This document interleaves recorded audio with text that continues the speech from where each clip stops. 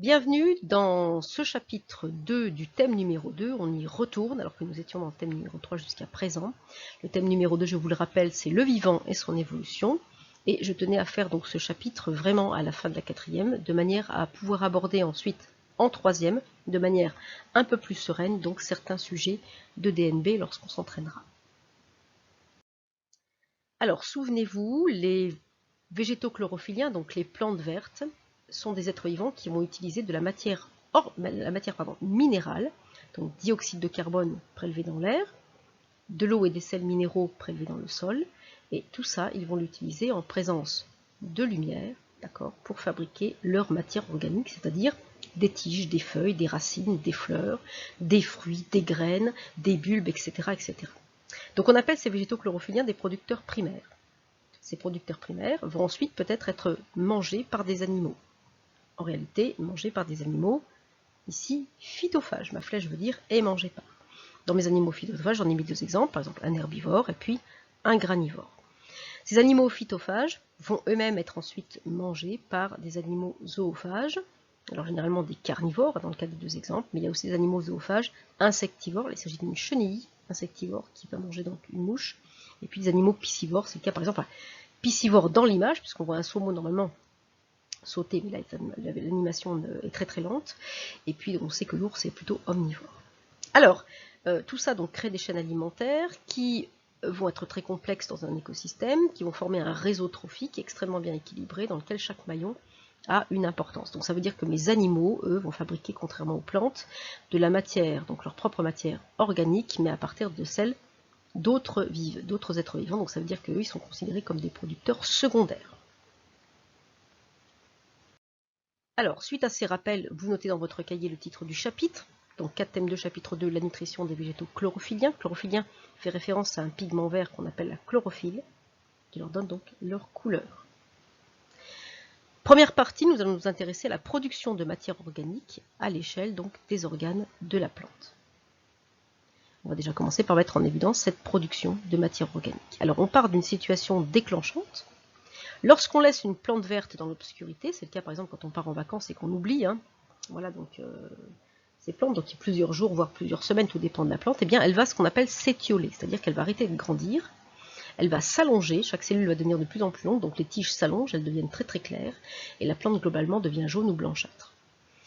Alors, le problème à résoudre est très simple, comment montrer finalement que cette lumière, c'est ça, on l'a quand même privé de lumière, là, on a beau mettre de l'eau, on a beau arroser, on a oublié, c'est le volet ouvert, et donc on l'a privé de lumière. Comment montrer que cette lumière intervient dans la production de matière par les végétaux chlorophylliens? Comment montrer que c'est ça qui a empêché la plante donc d'avoir une croissance normale? Eh bien, on va utiliser un dispositif expérimental très simple. D'accord? On va jouer sur la lumière. Donc on va faire varier ce paramètre.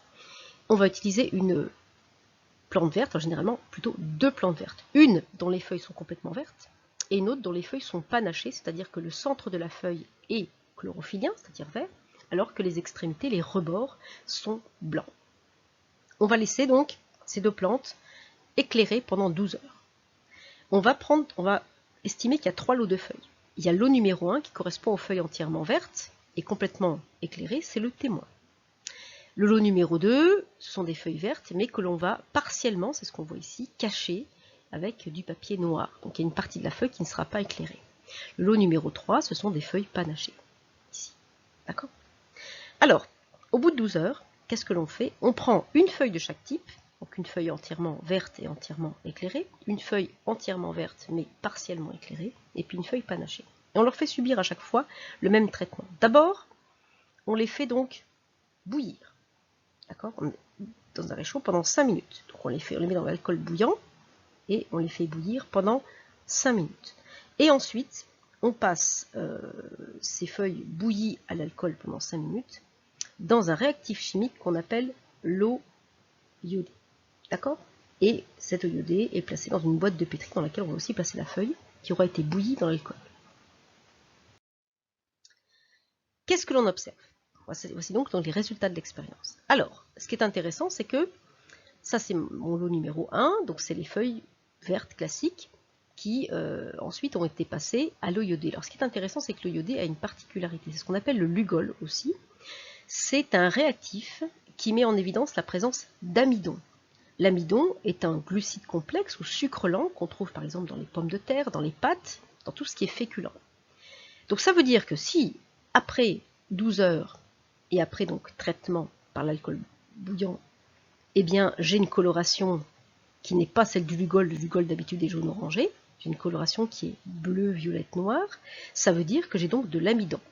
D'accord? Si vous avez compris, je mets du Lugol, de l'eau iodée sur un élément, sur une feuille, sur un aliment, et puis si j'ai une coloration jaune ou orangée, c'est qu'il n'y a pas d'amidon. Si j'ai une coloration bleue, violette ou noire, j'ai de l'amidon. Donc ça veut dire que là, effectivement, la feuille est entièrement bleue. Pour faire simple, hein, on va dire bleu. Deuxième lot, c'est la feuille entièrement verte mais qui a été recouverte par un cache. Là, je vois que toute la partie qui était sous le cache est restée jaune. Hein, et qu'il n'y a que les parties au-dessus et en dessous qui sont devenues bleues. Troisième feuille, c'est la feuille panachée. Eh bien, je vois que je n'ai de la coloration bleue qu'au centre. Alors, on va maintenant analyser les résultats. Je vous rappelle que l'analyse de résultats, c'est lorsqu'on observe ou décrit les résultats, je vois que, vous faites ce que je viens de voir, mais à l'écrit, qu'est-ce que vous voyez sur cette image? Qu'est-ce que vous voyez là? Qu'est-ce que vous voyez là? Et ensuite, vous avez la deuxième partie de l'analyse qui est l'interprétation, c'est-à-dire qu'est-ce que je vais en déduire de cette observation. D'accord? Je viens de décrire mes résultats, les observer. Qu'est-ce que je vais en déduire à partir de ça? Et là, donc, vous avez fait une bonne analyse. Vous arrêtez la vidéo, faites votre travail peut-être soit à l'oral, soit à l'écrit sur votre cahier, comme vous voulez, et puis ensuite on se retrouve pour la correction. Alors, dans mon premier document, dans mon premier lot, pardon, je vois que la feuille verte qui a été éclairée est entièrement colorée en bleu. Qu'est-ce que je vais en déduire? J'en déduis que toute la feuille verte qui a été éclairée a produit de l'amidon. Donc la partie verte, entièrement éclairée, hop, j'ai de l'amidon partout. Deuxième lot, je vois que la partie de la feuille qui était sous le cache est blanche. D'accord? Donc il n'y a pas de coloration jaune. Celle qui a été éclairée est bleue. Qu'est-ce que j'en déduis? Que sans lumière, la feuille ne produit pas d'amidon. Et s'il n'y a pas de lumière, donc il n'y a pas de production d'amidon, je n'ai pas de coloration bleue. Dernier lot, feuille panachée. Qu'est-ce que je vois? Je vois que la partie verte de la feuille est colorée ensuite en bleu avec le Lugol. Par contre, la partie blanche n'est pas du tout colorée. Elle est restée de la couleur du produit, c'est-à-dire jaune-orange. Qu'est-ce que j'en déduis? Que seule la partie verte d'une feuille produit de l'amidon, et ça en présence de lumière. J'ai une partie verte, j'ai de la lumière, j'ai de l'amidon. J'ai pas de chlorophylle, pas d'amidon. D'accord? Et là, qu'est-ce qu'on voit? J'ai de la chlorophylle, mais pas de lumière, j'ai pas de production d'amidon. Qu'est-ce que je vais en conclure de mes déductions, de toutes ces informations que j'ai ici? Eh bien, j'en conclure qu'une plante verte produit de la matière organique, c'est-à-dire par exemple de l'amidon, en présence de lumière, mais seulement au niveau de ces parties chlorophylliennes, c'est-à-dire au niveau de ces parties qui contiennent la chlorophylle, c'est-à-dire des parties vertes. Donc la plante ne produit pas d'amidon partout, mais elle en produit en présence de lumière dès qu'il y a de la chlorophylle à un endroit. Qu'est-ce qu'il y a exactement dans les feuilles et qui donne cette couleur verte? Pour ça, on va observer des feuilles d'Élodie du Canada au microscope. L'Élodie du Canada, c'est aussi une plante très classique en aquariophilie. Alors, elle a des petites feuilles. Ces petites feuilles se voient facilement avec un faible grossissement. Là, vous avez l'échelle. Ce trait représente 1 cm. D'accord? Et 1 cm ici, ça représente 1 mm dans l'image. D'accord? Dans l'image. Alors, vous avez de toutes petites cellules qui, lorsqu'on les agrandit, ici vous avez ce trait qui représente 20 micromètres, eh bien, qu'est-ce qu'on voit? Là, vous avez une seule cellule. Je vais la dessiner, dessiner le contour. Là, vous avez une cellule végétale. N'oubliez pas la structure des cellules végétales. Là, je dessine par exemple le cytoplasme, alors la membrane plasmique de la cellule. Donc, c'est le trait qui est à l'intérieur. Okay. Ensuite, je représente la paroi. Alors, n'oubliez pas qu'il y a deux cellules, donc les parois sont accolées l'une à l'autre. Donc, je la dessine un petit peu épaisse pour que vous puissiez bien le voir. On peut aussi faire le point de départ des autres cellules. J'en dessine qu'une. Enfin, donc, la paroi de cette cellule. Okay. Je vais très vite. M'excuserez, je le fais à la souris, donc c'est pas toujours très précis. Et à l'intérieur, donc je ne distingue pas, je pense que ça doit être peut-être le noyau, je ne sais pas, on ne voit pas très bien. Peut-être le noyau de la cellule serait peut-être là, c'est pas sûr qu'on le voit. Il y a du cytoplasme, on sait qu'il y a une grosse vacuole, c'est-à-dire une poche remplie de liquide à l'intérieur. Mais ce qui est intéressant, ce sont tous ces petits éléments verts qui sont là. D'accord, il y a plein de petits éléments verts. Alors, qui contiennent quoi? Puisqu'il y a le pigment vert à l'intérieur, ce sont eux qui contiennent la chlorophylle. On peut agrandir une feuille, changer un peu aussi la coloration et voir qu'effectivement, avec un autre point de vue, un autre appareil, là j'ai l'échelle, donc ce trait représente donc 8 micromètres dans l'image, et bien je vois qu'effectivement j'ai une cellule avec une paroi quand même assez épaisse, un classique, et puis je vois le noyau qui est là, le noyau de la cellule qui est ici, et puis je vois donc les chloroplastes qui vont être dans le cytoplasme. D'accord, la vacuole est plutôt au centre. La vacuole, vous l'avez ici, au centre. Ok? Alors, le schéma d'interprétation qui est en dessous, on voit les chloroplastes qui sont de couleur très verte, facile à reconnaître, qui sont dans le cytoplasme. On repère la vacuole qui est pratiquement au centre de la cellule, et puis le noyau de la cellule et la paroi, la membrane plasmique étant donc le trait qui est le plus à l'intérieur, la paroi étant toute l'épaisseur, entre guillemets. Vous verrez qu'aussi, cette paroi, c'est aussi l'accollement entre les parois des deux cellules qui sont côte à côte. Là, on le voit très bien ici, vous avez la paroi de cette cellule. Alors, je vais y arriver avec mes crayons. Voilà, vous avez la paroi de cette cellule qui est ici, et la paroi de l'autre qui est de l'autre côté. Ok? Donc on a affaire à une cellule végétale, voilà pourquoi elles sont de couleur verte, mais le pigment vert n'est pas comme ça dissous à l'intérieur du cytoplasme, il est vraiment localisé dans des petites granules particulières qu'on appelle les chloroplastes, et dont vous étudierez le rôle lorsque vous serez au lycée. Donc qu'est-ce qu'on va noter? On va noter que dans les cellules foliaires, c'est les cellules des feuilles, se trouvent des éléments verts d'environ 4 micromètres, c'est ce qu'on voit à peu près sur cette image, à peu près la moitié de notre petit trait ici, c'est ce qu'on appelle des chloroplastes, donc des éléments, d'accord, éléments qui contiennent la chlorophylle. Et bien cette chlorophylle, c'est ce qui va donner la couleur verte à la plante. Vous voyez que cette chlorophylle n'est pas dispersée à l'intérieur du cytoplasme, mais à l'intérieur de petits éléments qu'on appelle les chloroplastes. Ces chloroplastes sont évidemment dans le cytoplasme, et vous avez aussi la vacuole dans le cytoplasme. La chlorophylle va permettre à la plante de capter la lumière du soleil. Alors là, vous avez une expérience très intéressante. Donc on a fait cette expérience sur une autre plante, ici. Eh bien, on a placé donc les pieds de Funaria à l'obscurité pendant 24 heures, et ensuite on a fait un traitement aussi au Lugol. Qu'est-ce que l'on voit lorsqu'on est dans l'obscurité? Les chloroplastes ne contiennent rien. Rappelez-vous que si on met du Lugol, c'est pour repérer la présence d'amidon. S'il y a de l'amidon, il va y avoir une coloration soit bleue, soit violette, soit noire.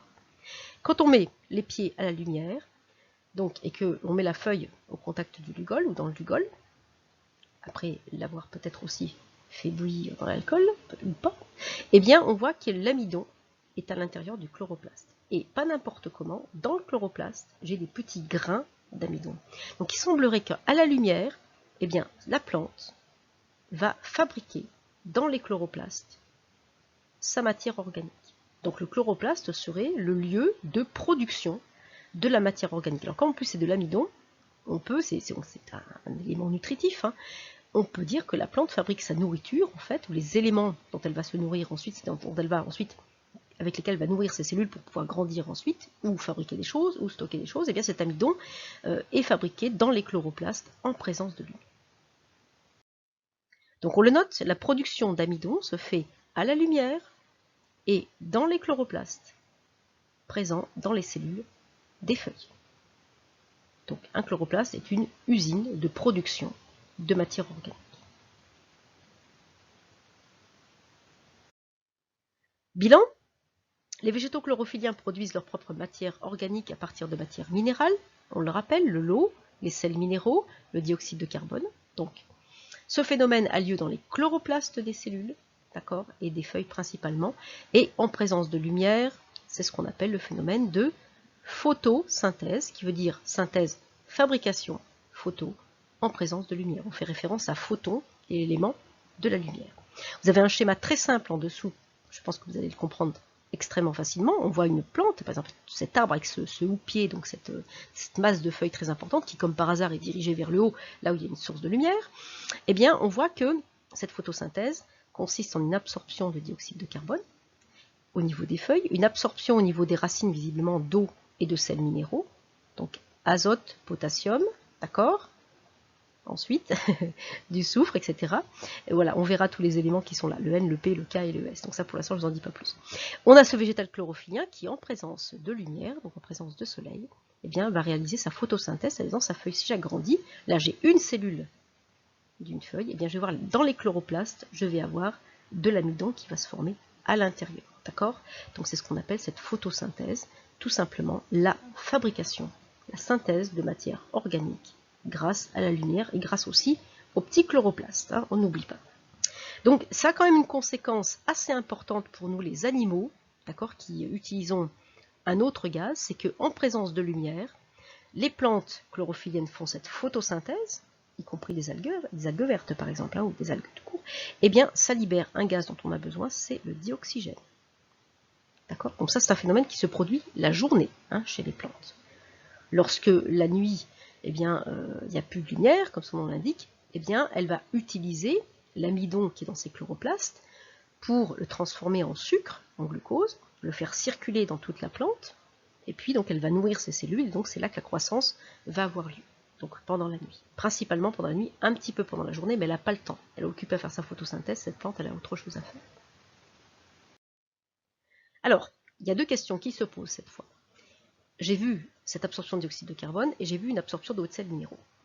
Qu'est-ce qu'il y a au niveau des feuilles qui permet au dioxyde de carbone d'être absorbé? Donc comment la plante absorbe-t-elle le dioxyde de carbone? Pour ça, il faut regarder la surface des feuilles au microscope. Ça peut être la surface, par exemple, d'un morceau de poireau. Hein. On prend l'épiderme, mais généralement de l'intérieur, de la face inférieure de la feuille. Qu'est-ce que l'on voit? On voit des petits éléments un peu bizarres. Donc là, ils sont colorés légèrement bleutés, ils peuvent être aussi colorés en vert, etc. Donc tout dépend de l'image, tout dépend de ce que vous avez comme éclairage. Et puis, on coupe la feuille. Donc là, on a une surface, on a prélevé un petit morceau d'épiderme, d'accord, donc on regarde en surface, et ensuite on a fait une coupe. Eh bien, on a donc deux microphotographies très intéressantes de cette coupe transversale et de l'épiderme de la feuille. Qu'est-ce que l'on voit exactement? D'abord, je vois donc les cellules de la peau, par exemple du poireau, hein, par exemple, ce qui n'est pas ici le cas, ce n'est pas un poireau, et je vois des petits éléments arrondis, bizarres, avec un trou au milieu, ce qu'on appelle un stomate. Là, en l'occurrence, j'en montre deux. En coupe transversale, le stomate, donc les deux petits éléments que j'ai là, ici et là, ces deux cellules, je vais les retrouver là et là. D'accord? Et puis, on voit que ça se prolonge des deux côtés. J'ai donc ce petit système d'ouverture, ce petit stomate, et juste en dessous du stomate, j'ai ce qu'on appelle la chambre sous-stomatique, qui est en fait remplie d'air, et qui communique directement avec l'extérieur, donc qui est remplie de l'air de l'extérieur. Voilà, c'est tout ce qu'on peut dire. Hein, voilà. Et puis, qu'est-ce que je vois? Donc les cellules de l'épiderme d'oignon qui sont là, et en dessous, les cellules de la feuille. Donc c'est là-dedans que je vais certainement aussi faire ma photosynthèse. Finalement, à quoi ça sert? La plante va absorber en fait ce dioxyde de carbone par les stomates, qui sont situés généralement à la face inférieure de la feuille. Vous voyez ici dans l'image, ici vous avez la face supérieure de la feuille, celle qui va être au contact de la lumière, et en dessous, la face inférieure, elle est de ce côté-là. Donc j'ai cette ouverture, ces stomates, qui vont me permettre plusieurs choses. Donc ces stomates qui sont là vont permettre au dioxyde de carbone de rentrer à l'intérieur de la feuille, dioxyde de carbone de rentrer à l'intérieur de la feuille, ok? D'accord? Donc je le représente comme ça. Et puis, ça va permettre à mon dioxygène, finalement, qui est un gaz déchet hein, pour la plante, de sortir. La plante va pouvoir donc se débarrasser de son dioxygène. Ça tombe bien, ça va être super pour nous. Voilà. En même temps, on sait que si on enferme, vous savez, une plante dans un emballage plastique quand on veut l'offrir, et si on le laisse trop longtemps, on voit de la condensation. Donc ça veut dire qu'également, il n'y a pas que du dioxygène qui sort, il y a aussi un tout petit peu d'eau, c'est ce qui est noté ici. Donc il y a des échanges de gaz, d'accord, qui vont avoir lieu avec l'atmosphère. Et puis ça va aussi permettre de contrôler les pertes en eau. On dit que la plante transpire, mais les stomates peuvent s'ouvrir et se fermer, et donc contrôler la quantité à la fois de dioxyde de carbone et d'eau qui va sortir. Donc c'est très intéressant parce que finalement, on va avoir au contact de la face supérieure de la feuille, là où il y a la lumière qui frappe, une cuticule très épaisse, un peu rigide, qui va limiter les pertes en eau. Ensuite, on a une couche de cellules chlorophyllènes qui vont pouvoir quand même absorber la lumière et qui vont faire leur photosynthèse. Et tout en dessous, sur la face inférieure de la feuille, je vais avoir donc ces stomates, ces petites perforations qui sont capables de s'ouvrir et de se fermer, qui vont être le lieu des échanges gazeux avec l'atmosphère. Je prends mon dioxyde de carbone, je rejette mon gaz déchet qui est dioxygène, et je rejette un petit peu d'eau à ce moment-là. Mais je contrôle quand même mes pertes en eau. D'accord? Donc la plante fait très attention non plus de ne pas non plus se déshydrater complètement.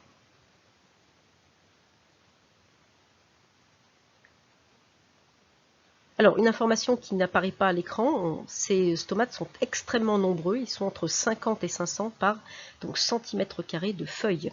Alors c'est aussi une zone d'échange de gaz entre la feuille et l'air, c'est aussi une surface d'échange, comme le serait par exemple la surface pulmonaire pour nous. Deuxième problématique, comment la plante absorbe-t-elle l'eau par les racines? Elle doit forcément, si elle a des éléments spécialisés comme les stomates au niveau des feuilles pour le dioxyde de carbone, elle doit forcément avoir des éléments spécialisés au niveau de ses racines. Eh bien, si on prend une jeune plantule, on voit ici la petite feuille, la jeune racine, on voit donc l'extrémité de la racine qui est là, c'est la zone de croissance, et puis j'ai une espèce de petite chose un peu bizarre, un peu touffue, qu'on appelle la zone pilifère, qui contient ce qu'on appelle des poils absorbants. D'accord? Est-ce que c'est le lieu d'absorption de l'eau? C'est la question qu'on va se poser. Pour ça, on va faire l'expérience, on va observer l'expérience de Rosen.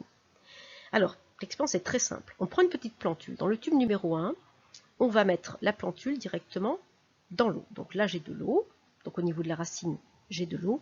Au niveau de la zone pilifère, j'ai de l'eau. D'accord? Dans mon tube numéro 2, je mets la zone pilifère, donc les poils absorbants, dans de l'eau, mais je mets la partie racine, d'accord, dans de l'huile. Ok? Et puis, dans le tube numéro 3, je remonte légèrement et je vais mettre la zone pilifère dans l'huile et l'extrémité de la racine dans l'eau. D'accord? J'espère que vous avez compris.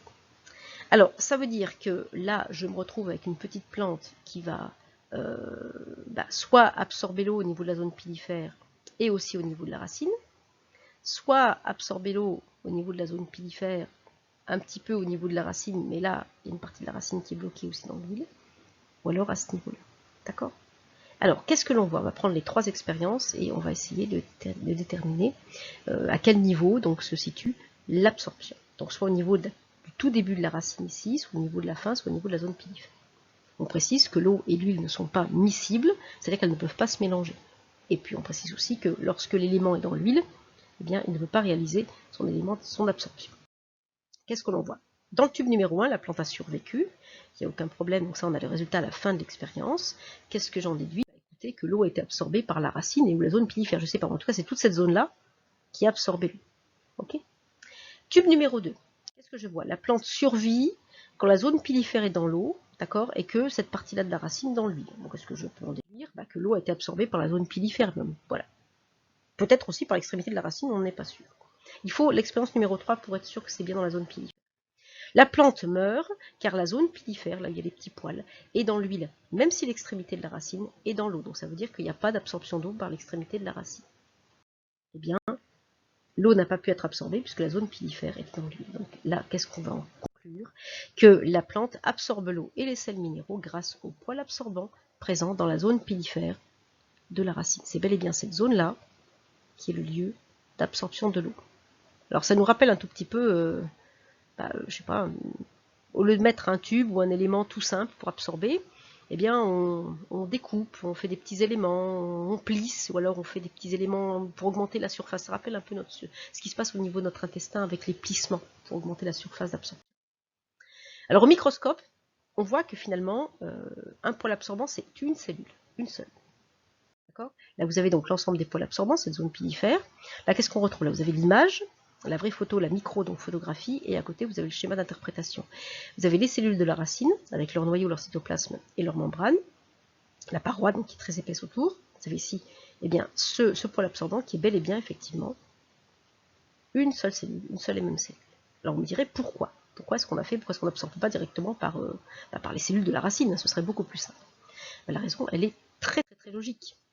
Comme ces poils sont très nombreux, plusieurs milliers donc par centimètre carré, là on avait entre 50 et 500 par centimètre carré, et que leur paroi est très fine, 0,001 mm, eh bien ils vont former une très grande surface d'absorption de l'eau et des sels minéraux.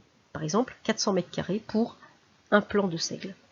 Donc c'est le même système que les alvéoles pulmonaires au niveau de nos poumons, c'est le même système que les villosités intestinales. Plutôt que d'avoir quelque chose de simple, eh bien, on augmente la surface d'échange et de prélèvement en ayant des petites structures spécialisées qui s'allongent, qui se plissent, qui font que finalement on a un petit volume mais on a une grande surface d'absorption. Donc ça veut dire aussi que l'élément à absorber est important pour la plante. Bilan, pour bien grandir et produire sa matière organique, un végétal chlorophyllien utilise donc ce qu'on appelle la photosynthèse. Alors sur ce schéma, vous avez deux parties. Ici donc c'est la racine jeune, ici c'est la racine âgée. On verra ce qui se passe lorsque la plante est âgée. Qu'est-ce que l'on va noter? D'abord qu'il y a deux sortes de surfaces représentées. En vert, on a la surface de captation de la lumière. Donc c'est ici, c'est la feuille. Donc au niveau des chloroplastes, on a donc cette photosynthèse. Je vous l'ai rappelé avec un petit peu plus compliqué pour que ça fasse le lien avec le lycée. Donc je prends par exemple 6 molécules de dioxyde de carbone, auxquelles la plante va ajouter 6 molécules d'eau. Elle va donc, sous l'effet de l'énergie solaire, produire des molécules de sucre, et ici le glucose. Le gaz déchet étant le dioxygène, et puis il y a un petit peu d'eau aussi qui est évacuée. Là, ce glucose va être ensuite associé les uns aux autres, comme les pièces d'un puzzle, pour fabriquer une grosse molécule d'amidon qui sera stockée dans le chloroplaste. D'accord? Donc, là, j'ai fabriqué du sucre, du glucose, que je vais ensuite associer ensemble, je vais les assembler ensemble pour former des grosses molécules d'amidon dans mes chloroplastes. Ça, c'est ce qui se passe la journée, parce qu'il manque un élément important dans le schéma ici, c'est de bien rajouter qu'il faut qu'il y ait la lumière, d'accord, soit la lumière solaire, soit une lampe spécialisée, hein, voilà, pour que cette production se fasse. Il faut vraiment qu'il y ait la lumière qui soit au contact de la zone de photosynthèse, c'est-à-dire la zone où il y a les chloroplastes, c'est-à-dire ce qui est représenté en vert.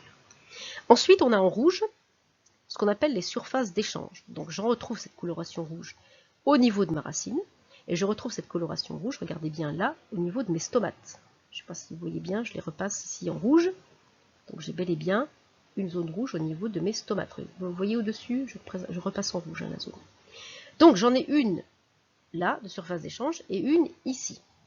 Au niveau de mes stomates, j'ai ma flèche bleue qui me montre l'absorption de dioxyde de carbone, et ma flèche violette qui me montre le rejet de dioxygène. Un petit peu d'eau aussi qui est rejetée au niveau de la face inférieure de la feuille. Autre zone d'absorption, mes poils absorbants. Alors la flèche bleue plus la flèche violette, ça m'en a donné qu'une seule, c'est l'absorption d'eau, H2O et de sels minéraux. Ça me forme ce qu'on appelle la sève brute. Donc cette sève brute, je vais la représenter dans mon image. Cette sève brute, là, elle circule la journée depuis donc les racines jusque dans toutes les feuilles et dans toutes les cellules. Donc ça c'est excusez-moi, ma souris m'énerve. Donc ça c'est ma sève brute, je vais essayer de dessiner comme il faut avec cette souris. Elle monte dans chacune des feuilles pour aller approvisionner la plante en eau. Donc la sève brute, c'est tout simplement l'eau et les sels minéraux. Il y a une deuxième sève qui va surtout circuler la nuit, d'accord, mais qui circule un tout petit peu la journée. C'est ce qu'on appelle la sève élaborée. La sève élaborée, je l'ai représentée ici en jaune. La sève élaborée, qu'est-ce que c'est? C'est l'eau avec le glucose, c'est-à-dire que la nuit, lorsque la plante a fini de produire sa matière pendant la journée, pendant cette photosynthèse, et bien la nuit, elle va tout simplement, en absence de lumière, faire comme nous, c'est-à-dire elle va se nourrir. Il va y avoir une respiration cellulaire. Elle va prendre l'amidon, elle va défaire les petits morceaux de sucre, de glucose qui forment l'amidon, elle va prendre un élément glucose, un nutriment, plus un élément dioxygène, et elle va fabriquer donc l'énergie dont elle a besoin, par exemple pour grandir. Ou alors elle va le stocker dans des organes spécialisés, ça peut être pour faire le nectar, ou alors ça peut être dans un fruit, etc. Mais en tout cas, la journée, la plante ne va pas, la nuit, la plante ne va pas faire sa photosynthèse, puisqu'il n'y a plus de lumière, mais elle va tout simplement respirer comme nous. Donc la nuit, elle va prélever un peu de dioxygène et libérer un peu de dioxyde de carbone. D'accord? Et donc elle va faire circuler de la sève élaborée, c'est-à-dire de la sève sucrée qui va partir, par contre, qui ne va pas simplement aller que du bas vers le haut, mais qui va tout simplement circuler dans tous les sens à l'intérieur de la plante. Alors pour ne pas surcharger le schéma, et pour ne pas empiéter un tout petit peu sur le cours de lycée, je ne marque pas, je vous dis donc qu'il y a cette présence de sève élaborée, mais je ne vous fais pas un schéma moitié nuit, moitié jour. Sauf si vous insistez, je vous ferai une vidéo pour vous montrer ce schéma-là. J'espère que vous avez compris la différence entre ce qui se passe la journée, ce que vous avez sous les yeux, c'est la photosynthèse, et la nuit où la plante fait comme nous.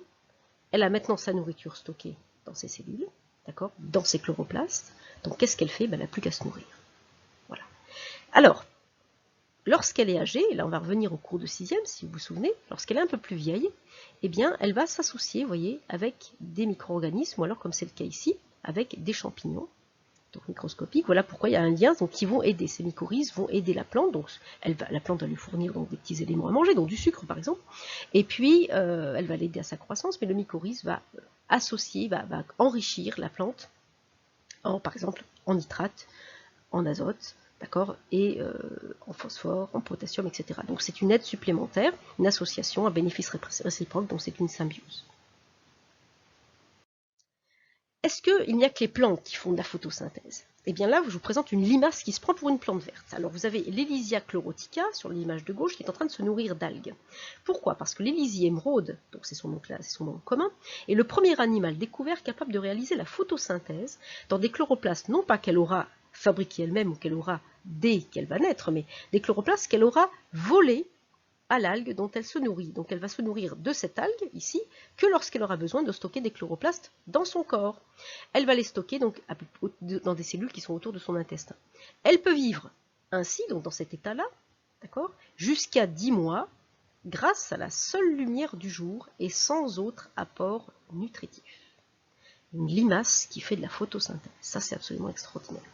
Alors, à l'inverse, vous avez certaines plantes qui se comportent comme des animaux carnivores, comme des zoophages. Donc certaines plantes, c'est le cas pour la Dionée attrape-mouche, c'est le cas pour la Rossolis du Cap. Vous avez donc deux systèmes de feuilles transformées, ici une sorte de piège qui se referme sur la mouche, de l'autre côté une sorte de feuille qui se retourne avec des éléments collants et qui emprisonne aussi cette mouche. Ben, qu'est-ce qui se passe? Alors est-ce qu'elles sont aussi, est-ce qu'elles mangent comme les animaux? Est-ce qu'elles ont un tube digestif? Qu'est-ce qui se passe? Eh bien pas du tout. Ce sont des plantes qui aussi photosynthétisent pour produire leur matière organique comme n'importe quelle autre plante verte, sauf qu'elles vivent dans un milieu très pauvre notamment en azote et en phosphore. Donc elles vont manger, faire un complément alimentaire, d'accord, à l'aide de ces pièges, elles vont capturer des animaux pour avoir des sources supplémentaires d'azote et de phosphore. C'est tout. Mais au départ, ce sont des plantes qui font de la photosynthèse. Voilà pour les deux exemples un petit peu bizarres.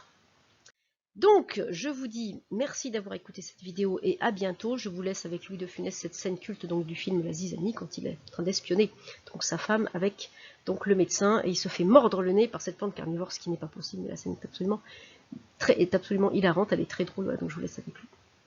À bientôt, et dans les prochaines vidéos, on se retrouvera dans le thème numéro 3, donc corps humain et santé, avec le dernier thème qui sera la communication nerveuse. Je vous remercie, et à bientôt.